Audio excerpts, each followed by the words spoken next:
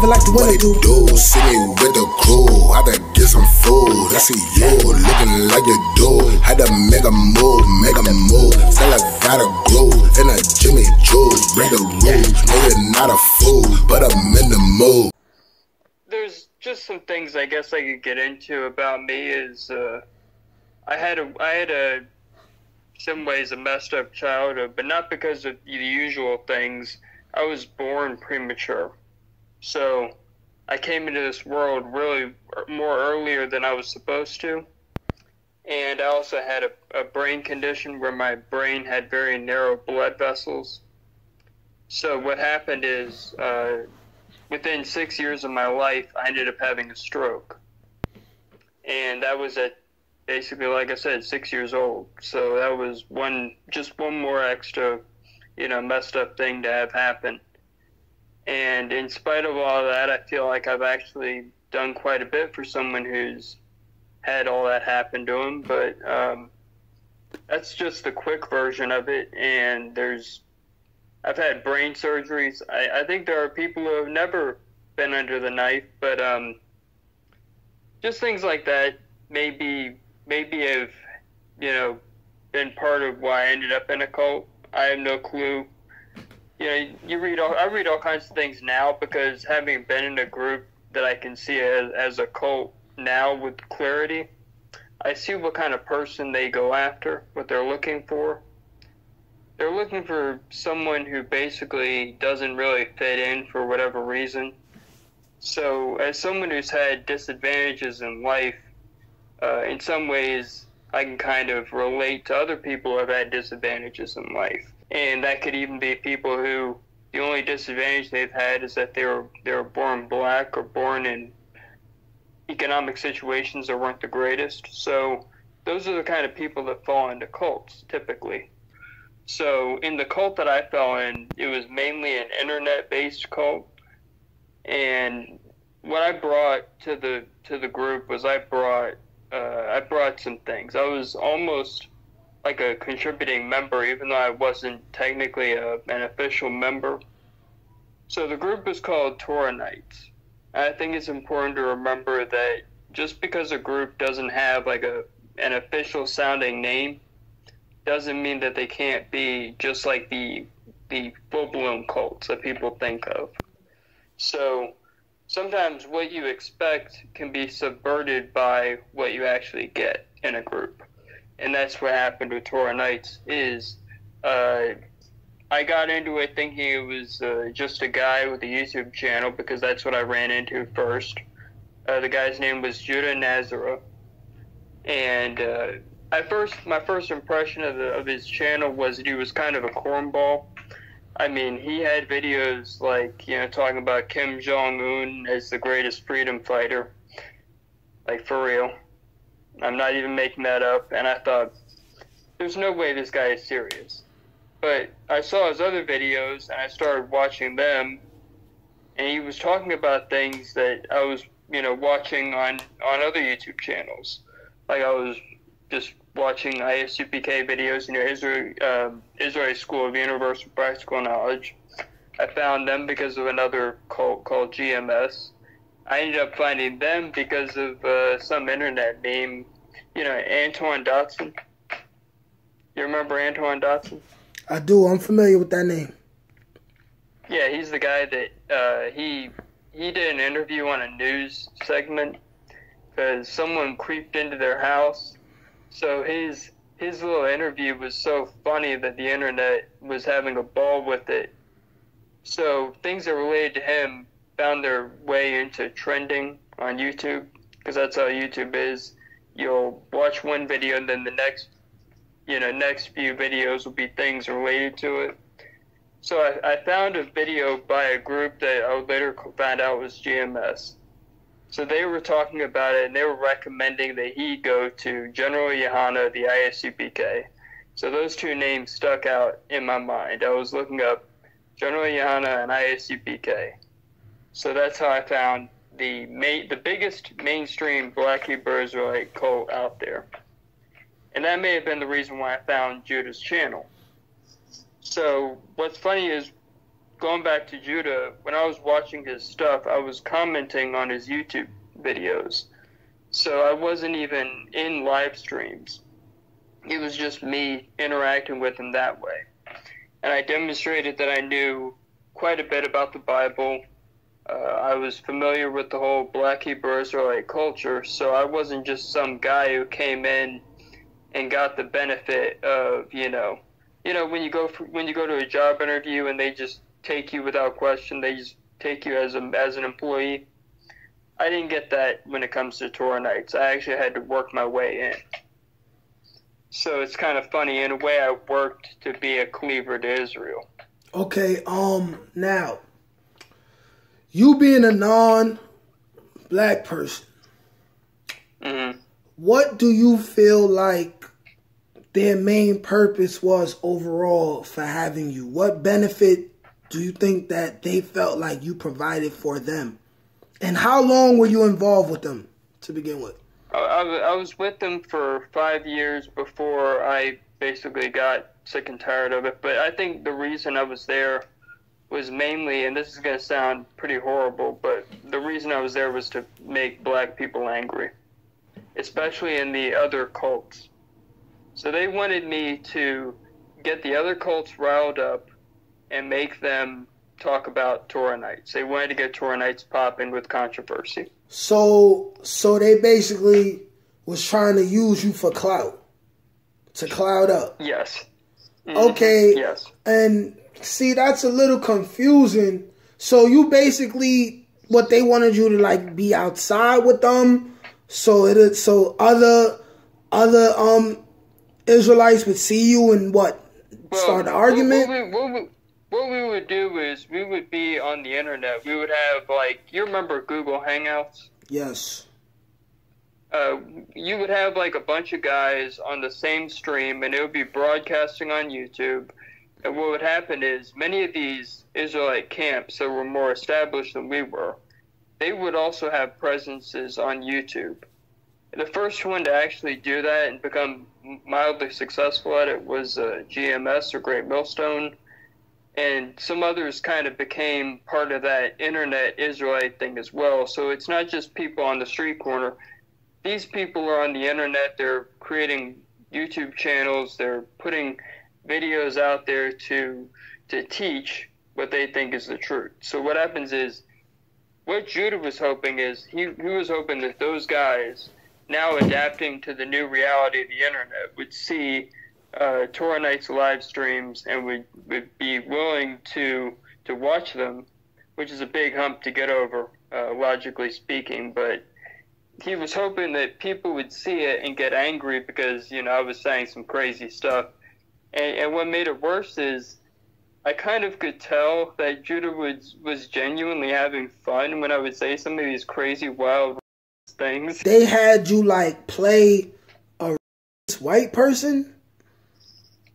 So I would make jokes that on a level were on some level were certain mildly things, but when Judah would hear me say these things, he was genuinely laughing. He was having he found it amusing. I mean, but at the same time he was trying to clean it up. All right. Granted, so hold on, bro. So yeah. Granted that the things you were saying were assumingly not your personal feelings, and that you were playing a character, what was some of these things that they encouraged you to say?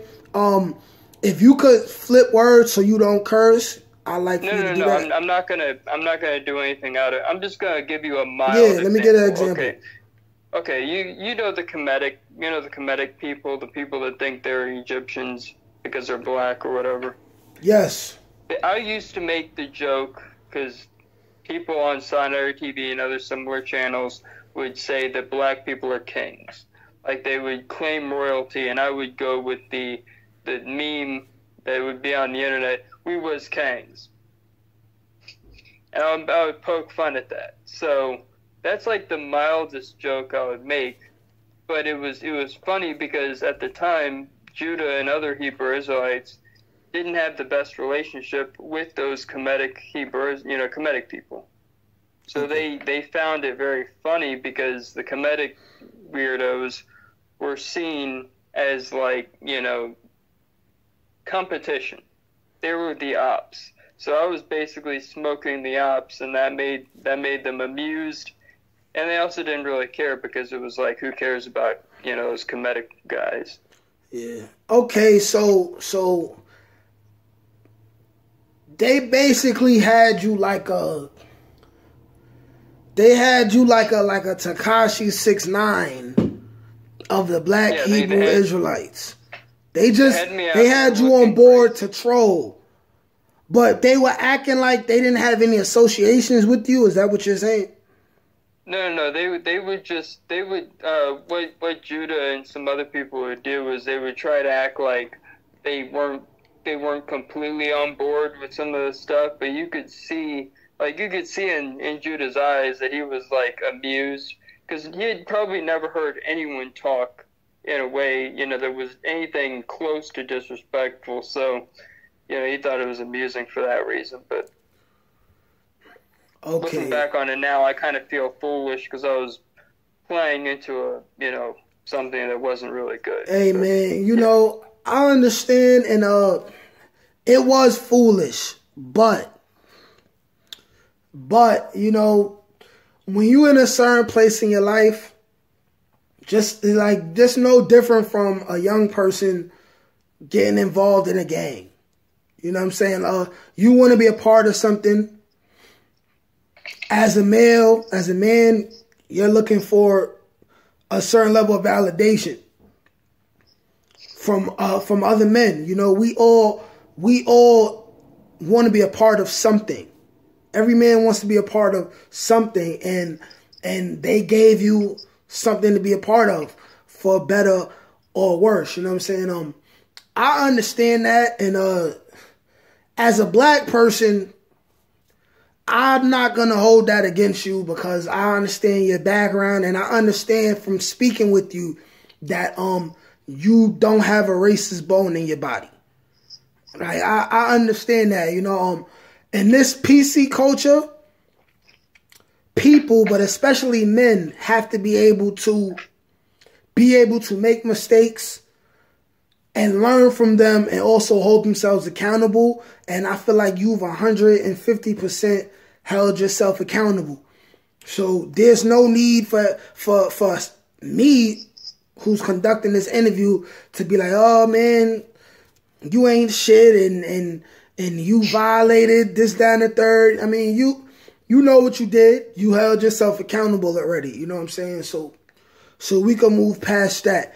My personal feelings is, as far as Judah, whatever his name, because you know it's 50 million of them with the name Judah. Clown. You wouldn't have to troll. You wouldn't have to troll if you were conducting yourself in a way and speaking a doctrine that unites black people. Me personally, speaking as a black person, I feel like there's too much separatism. As long as we focusing so much on being Muslim, African, even though the average person, black person walking in America, they will not have no accounts of any of their grandparents, great-grandparents. None of them has any kind of stories about Africa. None of them has any stories. None of us have any stories about our grandparents telling us that her parents, her great-grandparents, you know what I'm saying, were taken from Africa on a ship.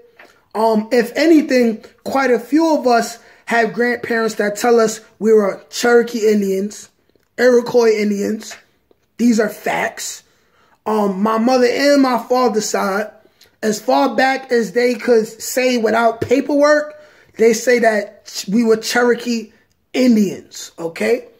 Now, if everyone's focusing on all these things that are not in America, because I firmly believe that black people were the first people in America. Before Columbus got here, anyone else, That's all I need to know. We got to claim something that's here. Otherwise, we can't get any laws passed. You know what I'm saying? We can't. They'll keep saying minorities when they get laws passed, but in all due reality, the majority of the grants that go to minorities is not going to black people. For instance, we calling ourselves black. Black, in essence, means void of color, non-existent. You know what I'm saying? We more. It just serve us better to get more in touch with our Indian roots, which there's documentation of actually existing in America. We be better off just declaring ourselves legally to be something brand new. That's not the term black. I feel like personally, as a black man, we keep focusing on old things that we were not there to see, that we don't have proper documentation on. All we have is all this folklore and shit. And because we can't agree where we come from, we have so much separatism. You know what I'm saying? It goes from, it's as simple as going from the Hebrew Israelites going against Sinetta and them and all the arguments they be having to the Bloods and Crips. Too much separatism. And I personally feel like the most smartest thing that we can do as a people, and this wouldn't even be a black thing. This could be something we could use to unite everyone, right? If it's meant to be, is we got to start thinking less about our titles and more about what we going to do for these babies and these kids who was born in America. What we gonna do for them? Do we start having those discussions and give a fuck less about what happened in the past because we was not there? Nobody's grandparents, great-grandparents have any accord besides the fact that my father's side of the family actually were like Jewish, not black Hebrew Israelites. They were practicing Judaism. So as far back as I could go, it was Cherokee Indian, then Judaism, like real Judaism. Like my father and my oldest brother's mother, they met in the synagogue. And then in the 70s, they switched to Islam, right? And some of them are Jehovah's Witnesses and all of that. But all these different little religions and stuff like that, they're all cults within themselves. The only difference is some of them got more money than others. Some of them got more blood on their hands than others. But all of them got some dirt and all of them got blood on their hands. And in all due reality, none of them served us. And the only denomination that serves us as much as they could have is the Nation of Islam. But, you know, the Nation of Islam is the Nation of Islam. You feel me? Like, if I had to choose a religion, I'd probably go with the NOI. But I also know that nobody's going to speak on it, but they've done things to their own people. But at the same time... Yeah, can I say something on the Nation of Islam? Just to give you a little bit. Wait, hold on. I got you. Okay. But I also want to say before you get into that I have for the most part the utmost respect for the Nation of Islam. I find myself watching Rizza Islam videos and old Louis Farrakhan videos. I have 2 books by Elijah Muhammad in my house right now. One of them that I'm reading is How to Eat to Live. Nobody's perfect, but there's weird things and there's foul stuff that has happened with all of these groups.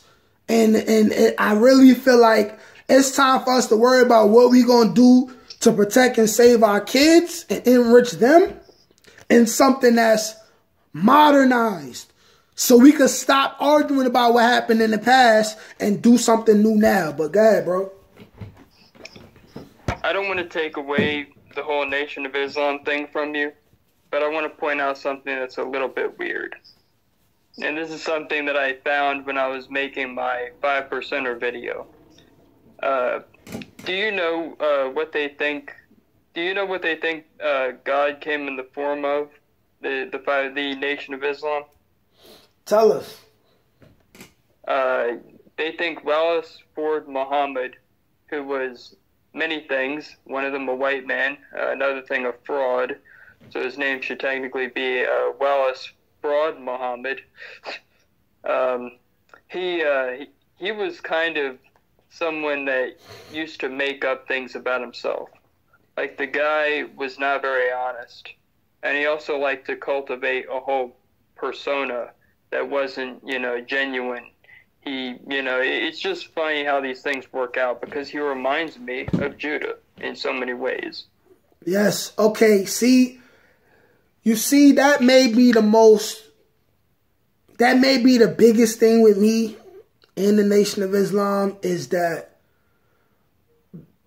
I have respect for the Nation of Islam, because I've seen, even in jail, that, Islam definitely saves people. It changes lives. But I'm also aware of the racism between non-black Muslims, right? Non-black Muslims who be in black neighborhoods selling us poison, a whole bunch of candies and stuff like that with pork in it, right? Will barely say thank you to you, will barely greet you when you walk in their stores, but there's be trying to lay with your women.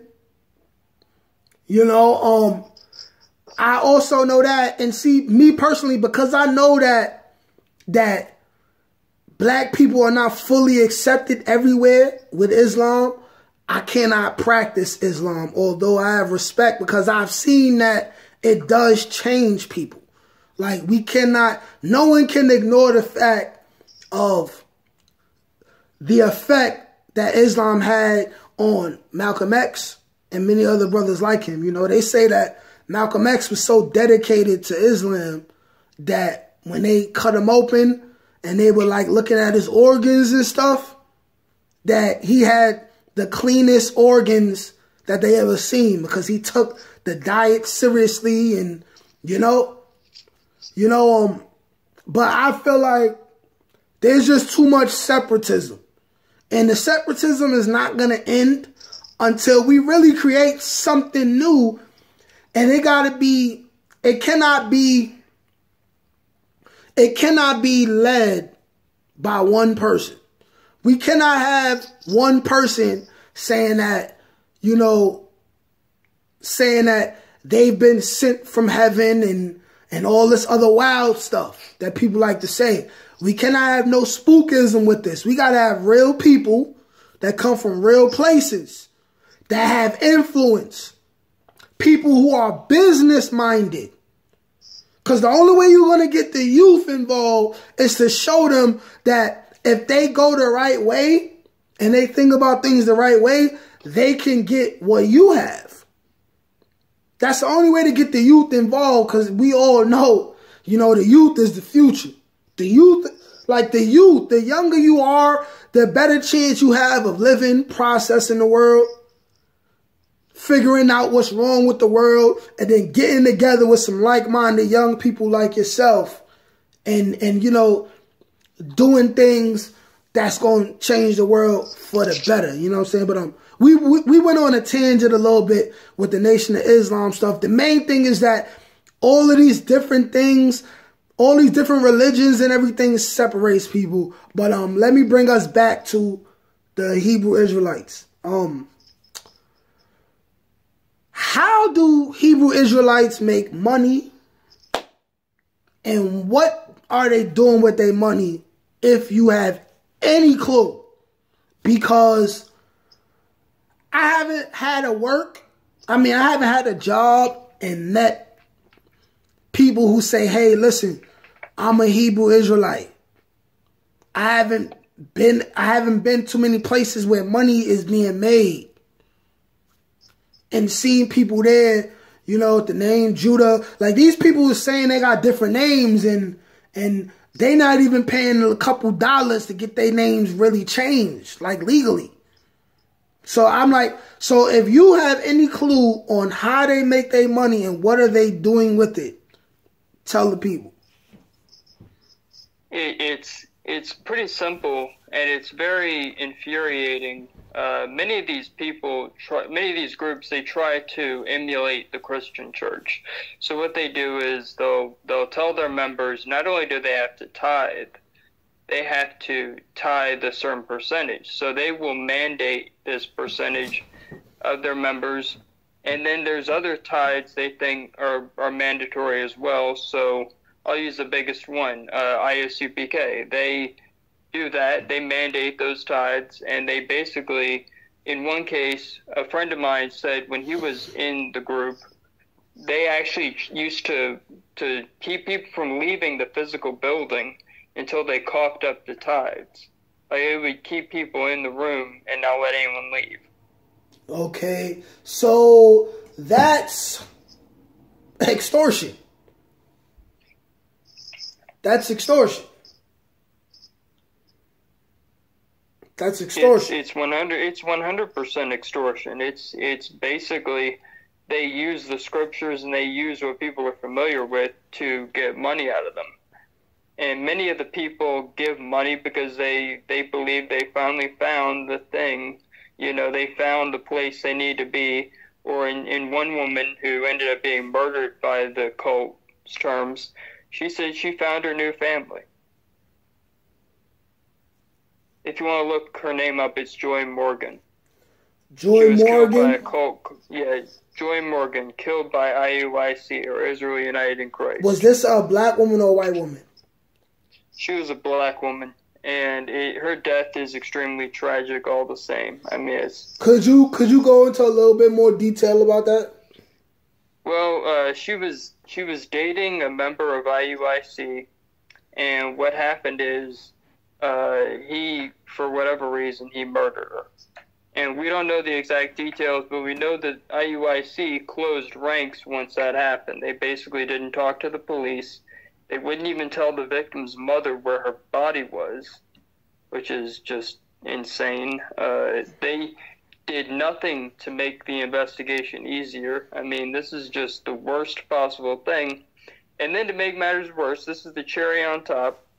Many of the people in IUIC are cops. Police? They're police officers. Yes.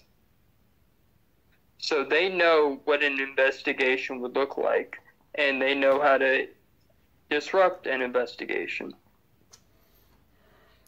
So these people, they can be some nasty, nasty human beings, and it would be crazy if this was a one-time only thing, but it is not a one-time only thing. There have been many, many victims of these people, and it's everything from the type of murder I just described, random, seemingly random, to machete attacks where people have been in their homes and the guy comes in through the window, you know, swinging a machete at them, acting like a nut job.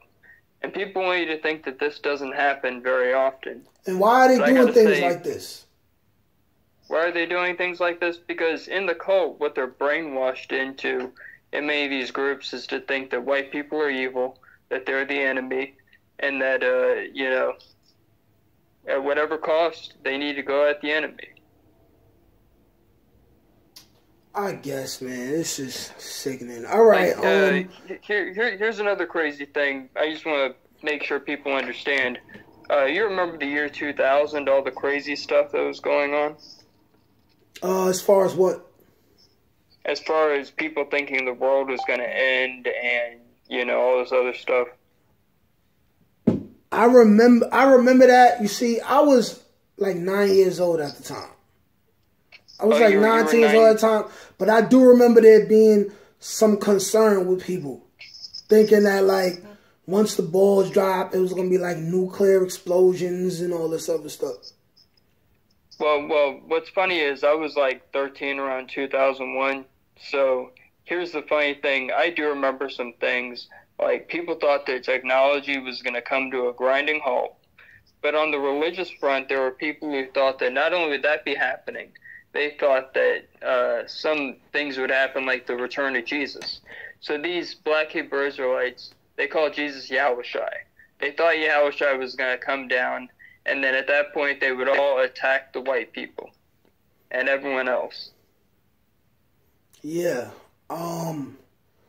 Yeah, I'm familiar with some of that doctrine. It's all ridiculous to me. You know, it's all ridiculous to me because my thing is this, like realistically with black people is I have to acknowledge some of the ignorance that we have because it won't get better unless it's called out. And it's because when I do it, it's out of love. It's out of love. But hold on, bro. My thing is this. I don't know how many people would even believe Jesus, right? Because first of all, the names, we're not even gonna go there with the names. Like I don't fully accept no name that they have for Jesus. If he exists, his name is not Jesus, and it's probably not Yahushua. It's probably a whole different name, right? Because this is a doctrine, this is a book that they willingly give to people. The most powerful people in the world willingly give you a book, and these people hate all people who are not them. Black, white, Asian, whatever. There's a select few people that run the world, and they gave you the book, and they told you what the name is.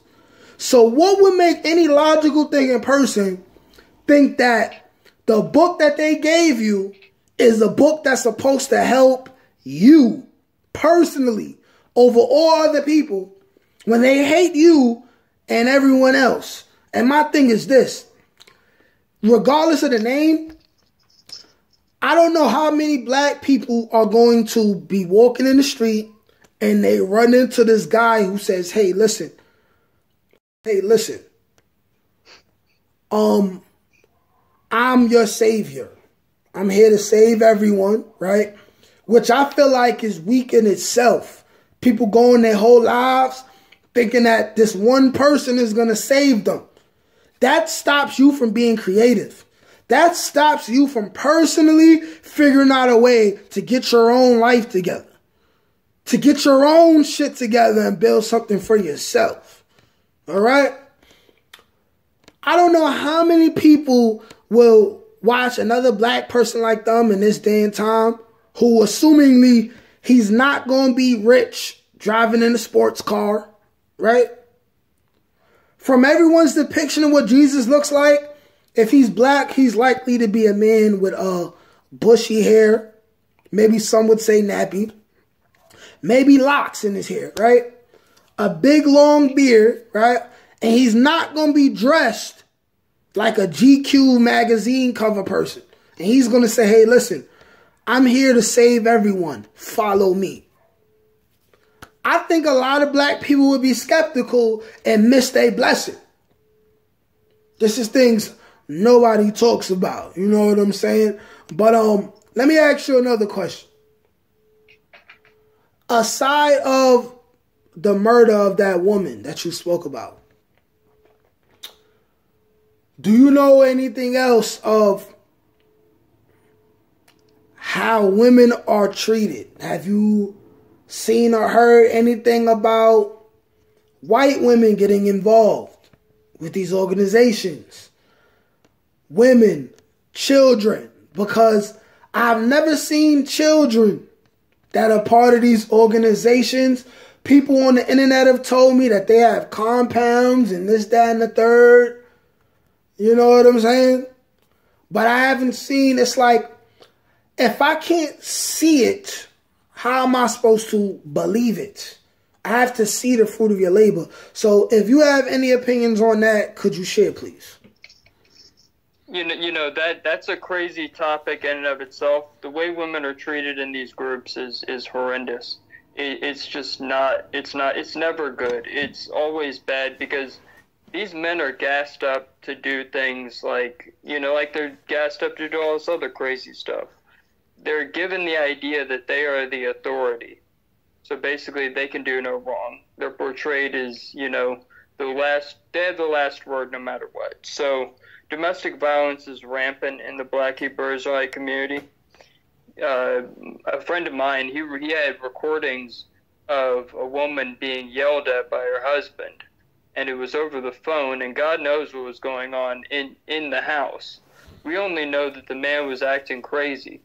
And then you have another recording of the same two people, and the lady is just acting like a whipped dog. Like the man is just talking to her like, I'm your master, I'm going to be the boss, you're going to do what and she's just like, yes, sir, and it's like, just sickening stuff.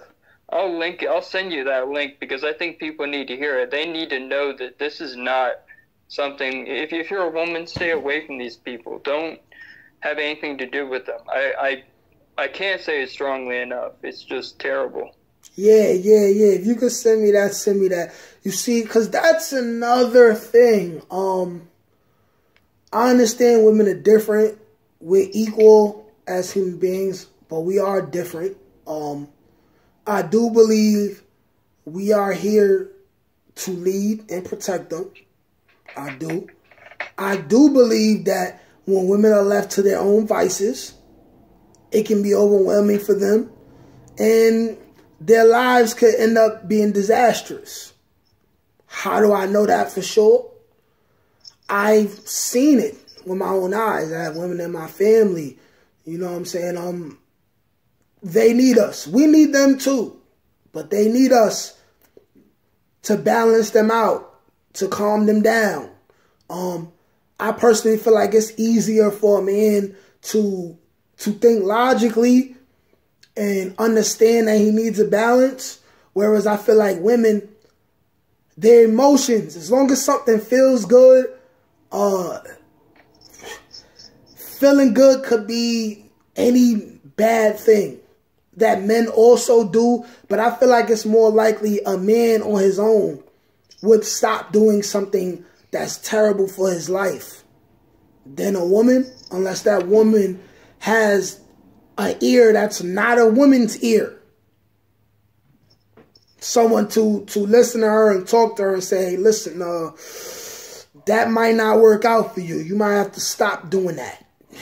You know what I'm saying? What other, let me see, what other things could I ask you? Because we getting down to the end of this.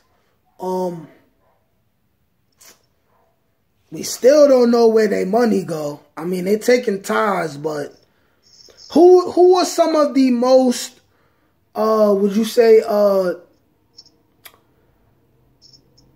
richest? I haven't even seen these people like getting cars like that. Like in New York, I've never even seen these. Like, you don't necessarily need a car in New York, but I figured if it's a group of them standing and yelling in the street, that maybe they should have like one big Suburban or something like that. But I haven't seen that.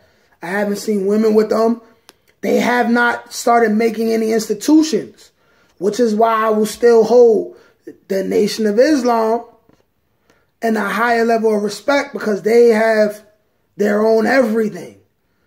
You know what I'm saying? They don't rely on America to get their food. They have contracts with other countries where they get the better food than what they serve us on average in America that's commercialized.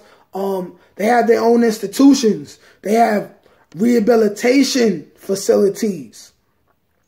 Just a whole bunch of things that our people need in general. Unfortunately, I do not see the Black Hebrew Israelites doing. To me, it looks like they're not even making enough money to get around like that. You know what I'm saying? And that's not to take shots. That's just me being logical. You want to be a huge organization. You're going to need women with you that you got to lead and take care of. And they come with kids. So it's a certain amount of money. It's a certain amount of resources that you're going to need. So do you have anything you want to say on that? Oh, yeah, I got plenty. I got years of experience with this stuff. So what's funny is there was actually a very rich guy. His name was Tazadakia. And he had a group that was called the Israelite Church of God in Jesus Christ. These guys had money. Like, if you want to talk about the Hebrew Israelite version of BMF, you know BMF, Black Mafia family? Yes. These guys were like the Hebrew Israelite version of Black Mafia family. And if you want to see just how rich they were, they had, like you said, they had cars. They had all kinds of things. And the video that highlights that the best is one where I think it was like they did some big holiday thing. Just look up Israelite Church of God in Jesus Christ, and then look up Passover or something like that, and you'll see a video where they're basically showing off all their money with the cars and they have flags of every country. It's crazy. They basically where are did they one though? big production. Where are they? Where are they now? Tazadaki is dead. He's 6 feet under. Okay, so but this was in the 80s, the 90s? This was in the height of, I think it was the 2000s. But what's weird is he's been dead since the corona thing. If you want to edit that out, because YouTube is very weird about the whole thing. But he died of that disease. It's just crazy, because he was about to get indicted for all kinds of crimes, including money laundering. I mean, it's like, you know, crime stuff you hear about all the time. So would you say that what? They sold drugs and this organization was like a front? No. What they did is they would suck money out of their members, and they would also not have good records as to where the money went. So the money would be kept in places like vehicles. They would just stash it. Okay. All right. Would you know who is the largest chapter of the Black Hebrew Israelites today? How many members you think they have, and where are they located?